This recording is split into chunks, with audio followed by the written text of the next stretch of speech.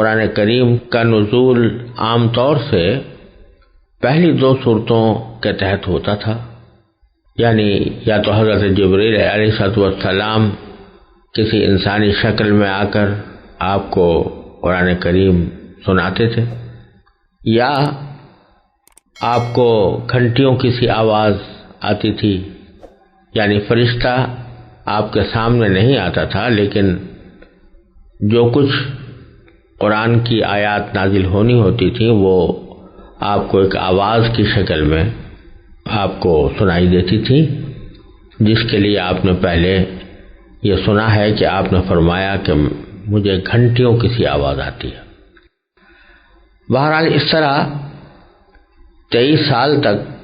قرآن کریم کے نزول کا سلسلہ جاری ہوا۔ یہ بات تو اکثر و بیشتر مسلمانوں کو معلوم ہوتی ہے کہ قرآن کریم نازل ہونے کا سلسلہ سب سے پہلے مکہ مکرمہ کے غار حرا میں شروع ہوا، جہاں آپ بکثرت عبادت کی غرض سے اعتکاف کرنے کے لیے تشریف لے جایا کرتے تھے اور تنہائی میں اللہ تبارک و تعالیٰ کی عبادت کرتے تھے۔ وہیں پر سب سے پہلے حضرت جبریل علیہ السلام آپ کے پاس پہلی وحی لے کر آئے، اور یہ پہلی وحی 30ویں پارے کی سورہ علق میں پہلی 5 آیتیں ہیں، یعنی اقرأ بسم ربک الذی خلق خلق الانسان من علق اقرأ وربک الاکرم الذی علم بالقلم علم الانسان ما لم یعلم۔ ان آیتوں سے قرآن کریم کے نزول کا آغاز ہوا، اور پھر وقتاً فوقتاً قرآن کریم کی مختلف آیتیں اور بعض اوقات پوری صورتیں حضور اقدس صلی اللہ علیہ وسلم پر نازل ہوتی رہیں، یہاں تک کہ 23 سال کی مدت میں آپ کے پاس قرآن کریم کا مکمل نزول ہو گیا۔ یہ بات طے شدہ ہے کہ سب سے پہلی آیت اقرأ بسم ربک الذی خلق تھی۔ البتہ سب سے آخری آیت کون سی ہے، اس میں روایتیں مختلف ہیں۔ بہرحال جب بھی قرآن کریم حضور اقدس صلی اللہ علیہ وسلم پر نازل ہوتا یا اس کی کچھ آیتیں آپ پر بطور وحی نازل کی جاتی، تو اس وقت آپ صحابہ کرام میں سے کسی کو بلوا کر اس کو ضبط تحریر میں لے آتے تھے۔ یہ تو ہر مسلمان کو معلوم ہے کہ نبی کریم سرور دو عالم صلی اللہ علیہ وسلم امی تھے، یعنی آپ لکھتے پڑھتے نہیں تھے، اور اللہ تبارک و تعالیٰ نے آپ کے ذریعے یہ معجزہ ظاہر کرانا تھا کہ ایک طرف آپ امی ہیں، لکھتے پڑھتے نہیں ہیں، اور دوسری طرف آپ کی زبان مبارک پر ایسا کلام جاری ہو رہا ہے جس کے آگے عربوں کے بڑے بڑے فصیح و بلیغ لوگوں نے گھٹنے ٹیک دیے، اور پھر وہ کلام آپ کے حافظے میں اس طرح محفوظ ہو گیا کہ آپ کو کبھی اس سلسلے میں بھول پیش نہیں آئی۔ تو اس سے دنیا کو یہ دکھانا تھا کہ یہ خود آپ کا بنایا ہوا کلام نہیں ہے، بلکہ اللہ جل جلالہ کا بھیجا ہوا کلام ہے۔ اس غرض کے لیے آپ کو امی رکھا گیا تھا، یعنی آپ لکھتے پڑھتے نہیں تھے، لیکن جب قرآن کریم نازل ہوتا تو آپ صحابہ کرام میں سے کسی کو بلا کر اس کو جتنا حصہ نازل ہوا ہے وہ لکھوا دیا کرتے تھے۔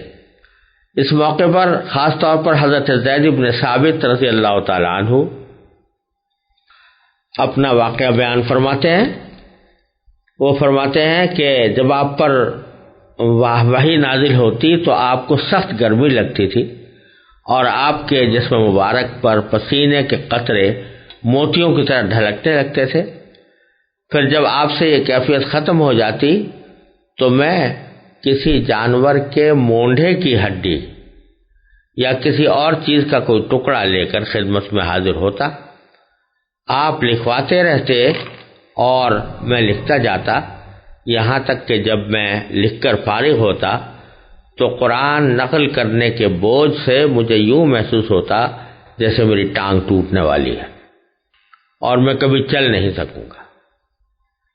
بہرحال جب میں فارغ ہوتا تو آپ فرماتے پڑھو، میں پڑھ کر سناتا، اگر اس میں کوئی فروگزاشت ہوتی تو آپ اس کی اصلاح فرما دیتے اور پھر اسے لوگوں کے سامنے لے آتے۔ حضرت زید بن ثابت رضی اللہ تعالیٰ عنہ کے علاوہ بھی اور بہت سے صحابہ وہی لکھنے کے فرائض انجام دیتے تھے، جن میں حضرات خلفائے راشدین، صدیق اکبر، فاروق اعظم، عثمان غنی، حضرت علی رضی اللہ تعالیٰ عنہ اجمعین، حضرت ابی بن کعب، حضرت زبیر بن عوام،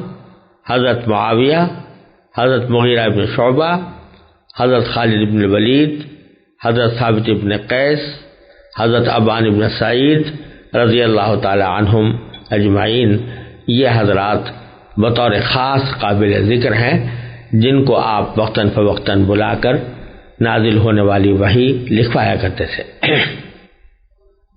حضرت عثمان غنی رضی اللہ تعالی عنہ یہ بھی فرماتے ہیں کہ حضور اقدس صلی اللہ علیہ وسلم کا معمول یہ تھا کہ جب قرآن کریم کا کوئی حصہ نازل ہوتا تو آپ وہی لکھنے والے کو یہ ہدایت بھی فرما دیتے تھے کہ اسے فلاں صورت میں فلاں فلاں آیت کے بعد لکھا جائے۔ اس زمانے میں چونکہ عرب میں کاغذ کم یاب تھا، اس لیے قرآنی آیات زیادہ تر پتھر کی سلوں پر، چمڑوں کے پارچوں پر، کھجور کی شاخوں پر، بانس کے ٹکڑوں پر، درخت کے پتوں اور جانوروں کی ہڈیوں پر لکھی جایا کرتی تھی۔ البتہ کبھی کبھی کاغذ کے ٹکڑے بھی استعمال کیے گئے۔ اس طرح عہد رسالت میں قرآن کریم کا ایک نسخہ تو وہ تھا جو خود نبی کریم سرور دو عالم صلی اللہ علیہ وسلم نے اپنی نگرانی میں لکھوایا تھا، اگرچہ وہ مرتب کتاب کی شکل میں نہیں تھا بلکہ متفرق تحریروں کی شکل میں تھا۔ اس کے ساتھ ہی بعض صحابہ کرام اپنی یادداشت کے لیے قرآن کریم کی آیتیں اپنے پاس لکھ لیا کرتے تھے، اور یہ سلسلہ اسلام کے بالکل ابتدائی عہد سے جاری ہو چکا تھا، جیسا کہ آپ حضرات نے سنا ہوگا کہ حضرت عمر رضی اللہ تعالیٰ عنہ کے اسلام لانے سے پہلے ہی ان کی بہن حضرت اور ان کے بہنوئی حضرت سعید بن زید نے ایک صحیفے میں قرآن کریم کی آیتیں لکھی ہوئی تھیں جو سورہ طٰہٰ پر مشتمل تھی، اور حضرت عمر رضی اللہ تعالیٰ عنہ نے ان کو پڑھا۔ لیکن حضور اقدس صلی اللہ علیہ وسلم کے زمانے میں قرآن کریم کے جتنے نسخے لکھے گئے تھے ان کی کیفیت یہ تھی کہ وہ متفرق اشیاء پر لکھے ہوئے تھے۔ کوئی آیت چمڑے پر لکھی ہوئی ہے، کوئی درخت کے پتے پر لکھی ہوئی ہے، کوئی ہڈی پر، یا وہ مکمل نسخے نہیں تھے۔ کسی صحابی کے پاس ایک صورت لکھی تھی، کسی کے پاس 10-5 صورتیں لکھی ہوئی تھیں، اور کسی کے پاس صرف چند آیتیں تھیں، اور بعض صحابہ کے پاس آیتوں کے ساتھ اس کی تفسیر بھی لکھی ہوئی تھی۔ لیکن اس سے یہ نہ سمجھا جائے کہ یہ نسخے جو متفرق طور پر تیار ہوئے تھے یہ کوئی اجنبی قسم کے نسخے تھے۔ واقعہ یہ ہے کہ عرب میں سب سے زیادہ بھروسہ اپنے حافظے پر کیا جاتا تھا، اور جو ہی کوئی آیت نازل ہوتی رسول کریم سرور دو عالم صلی اللہ علیہ وسلم اس کو صحابہ کرام کے مجمع کے سامنے پڑھ کر سناتے، اس کو پڑھنے کا طریقہ بھی بتاتے اور سکھاتے، اور لوگوں کو اس کو یاد کرنے کی ترغیب بھی دیتے۔ نتیجہ یہ کہ صحابہ کرام ان آیتوں کو اچھی طرح یاد کرتے تھے، اور یاد کرنے کو پختہ کرنے کے لیے ایک مسلسل سلسلہ یہ تھا کہ نمازوں کے اندر ان کی تلاوت کی جاتی تھی، اور صحابہ کرام میں اس شخص کو بڑا صاحب منصب، بڑا صاحب وسیلہ سمجھا جاتا تھا، افضل سمجھا جاتا تھا، جو جتنا زیادہ قرآن کریم اس کو یاد ہو اتنا ہی اس کو اپنے معاشرے میں فضیلت حاصل ہوتی تھی، لہذا صحابہ کرام ایک دوسرے سے بڑھ چڑھ کر قرآن کریم کو یاد کرنے اور اس کو محفوظ کرنے کی فکر میں رہتے تھے، یہاں تک کہ جب کوئی شخص ہجرت کر کے مکہ مکرمہ سے مدینہ طیبہ آتا تو آپ اسے انصاریوں میں سے کسی کے حوالے فرما دیتے تاکہ وہ اسے قرآن سکھائے، اور مسجد نبوی میں قرآن سیکھنے سکھانے والوں کی آوازوں کا اتنا شور ہونے لگا تھا کہ رسول اللہ صلی اللہ علیہ وسلم کو یہ تاکید فرمانا پڑی کہ اپنی آوازیں پست کرو تاکہ کوئی مغالطہ پیش نہ آئے۔ اس طرح صحابہ کرام نبی کریم صلی اللہ علیہ وسلم سے قرآن کریم کے الفاظ کو بھی پڑھتے تھے، اس کے معنی بھی سیکھتے تھے، اس پر عمل کرنے کا طریقہ بھی سیکھتے تھے، اور اس طرح صحابہ کرام میں بہت بڑی جماعت ایسے حضرات کی تھی جو پورے قرآن کے حافظ تھے، لہذا ایک طرف قرآن کریم حافظوں میں محفوظ تھا اور دوسری طرف حضور اقدس صلی اللہ علیہ وسلم کی لکھوائی ہوئی آیتیں ایک متفرق نسخے کی شکل میں موجود تھی۔ بہت سے صحابہ کرام کے پاس خود ان کے اپنے مجموعے لکھے ہوئے موجود تھے، لیکن جب نبی کریم سرور دو عالم صلی اللہ علیہ وسلم کا وصال ہوا تو حضرت صدیق اکبر رضی اللہ تعالیٰ عنہ نے اپنے عہد خلافت میں یہ ضروری سمجھا کہ قرآن کریم کے ان منتشر حصوں کو یکجا کر کے محفوظ کر دیا جائے، ایک کتابی شکل میں محفوظ کر دیا جائے۔ انہوں نے یہ کارنامہ جن محرکات کے تحت اور جس طرح انجام دیا اس کی تفصیل حضرت زید بن ثابت رضی اللہ تعالیٰ عنہ نے ایک مفصل حدیث میں بیان فرمائی ہے، اور جس کا خلاصہ یہ ہے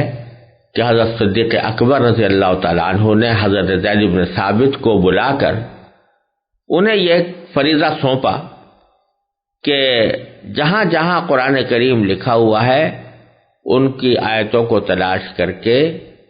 ان کو ایک مسلسل نسخے کی شکل میں کاغذ کے اوپر لکھ کر ایک مسلسل نسخے کی شکل بناؤ تاکہ وہ ایک مکمل کتابی صورت میں محفوظ ہو جائے۔ حضرت زید بن ثابت فرماتے ہیں کہ خدا کی قسم اگر یہ حضرات مجھے کوئی پہاڑ ڈھونے کا حکم دیتے تو مجھ پر اس کا اتنا بوجھ نہ ہوتا جتنا اس کام کا ہوا۔ بالآخر انہوں نے یہ کارنامہ انجام دینا شروع کیا، اور اس کی جو تفصیل روایات میں آئی ہے وہ یہ تھی کہ ان کا طریقہ کار یہ تھا کہ وہ خود حافظ قرآن تھے، لہذا وہ اپنی یادداشت سے پورا قرآن لکھ سکتے تھے۔ ان کے علاوہ بھی بہت سے الفاظ اس وقت موجود تھے، ان کی ایک جماعت بنا کر بھی قرآن کریم لکھا جا سکتا تھا۔ نیز قرآن کریم کے جو نسخے حضور اقدس صلی اللہ علیہ وسلم کے زمانے میں لکھے گئے تھے، حضرت زید ان سے بھی قرآن کریم نقل فرما سکتے تھے، لیکن انہوں نے احتیاط کے پیش نظر صرف کسی ایک طریقے پر بس نہیں کیا، بلکہ ان تمام ذرائع سے بیک وقت کام لے کر اس وقت تک کوئی آیت اپنے صحیفے میں درج نہیں فرمائی جب تک اس کے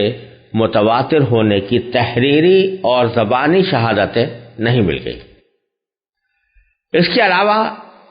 نبی کریم صلی اللہ علیہ وسلم نے قرآن کریم کی جو آیات اپنی نگرانی میں لکھوائی تھیں وہ مختلف صحابہ کے پاس محفوظ تھی۔ حضرت زید نے انہیں یکجا فرمایا تاکہ نیا نسخہ ان سے ہی نقل کیا جائے۔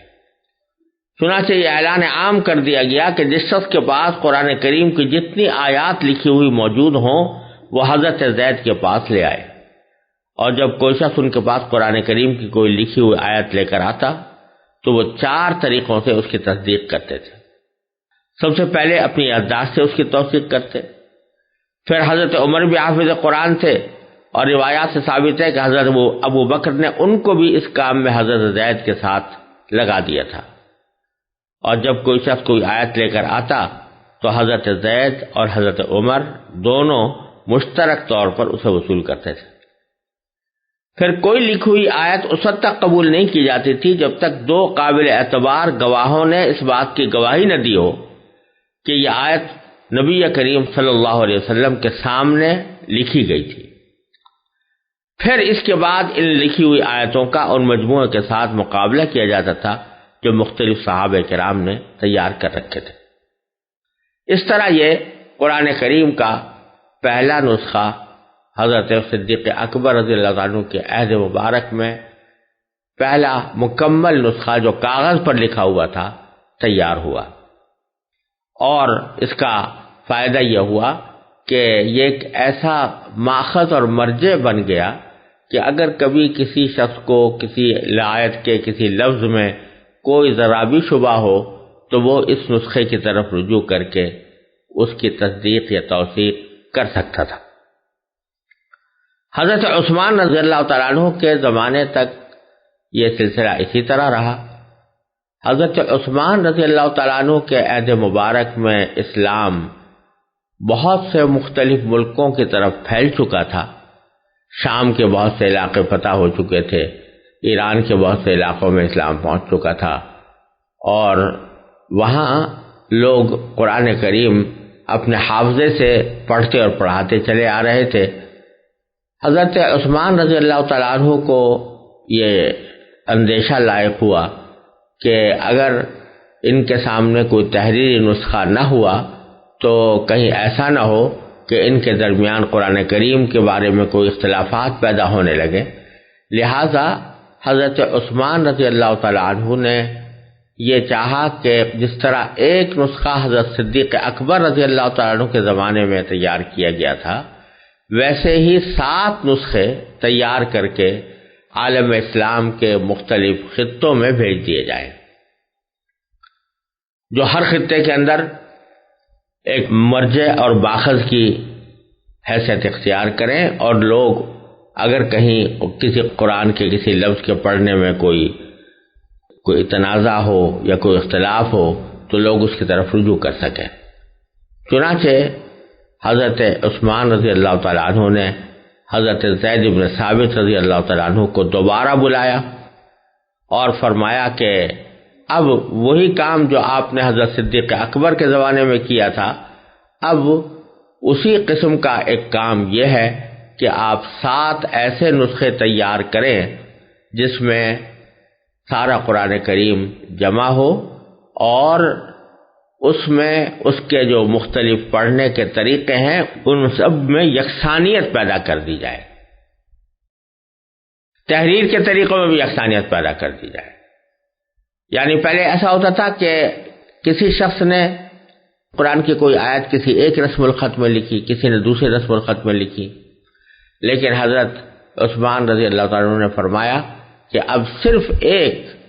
رسم الخط میں قرآن کریم لکھا جائے گا، اور وہ جو قریش کا رسم الخط ہے۔ چنانچہ اس رسم الخط کے مطابق 7 نسخے تیار کیے گئے، اور 7 نسخوں کو عالم اسلام کے مختلف خطوں کے اندر بھیج دیا گیا،